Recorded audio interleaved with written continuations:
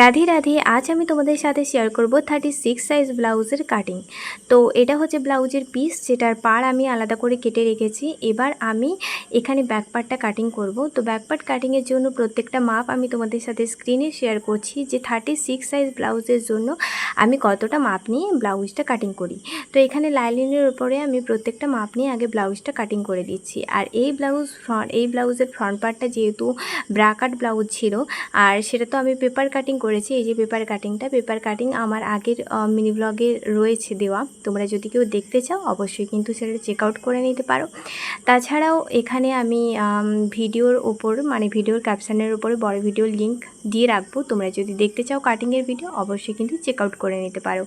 আর এখানে আমার লাইলিন কাটা হয়ে গেছে। এবার মেন ফেব্রিকের ওপর বসিয়ে প্রত্যেকটা পার্ট আমি কেটে নিয়েছি এবং প্রত্যেকটা পার্টের সাথে আমি পিন আপটাও করে নিয়েছি। তো কেমন লাগলো জানো, দেখা হচ্ছে নেক্সট ব্লগে। রাধে রাধে।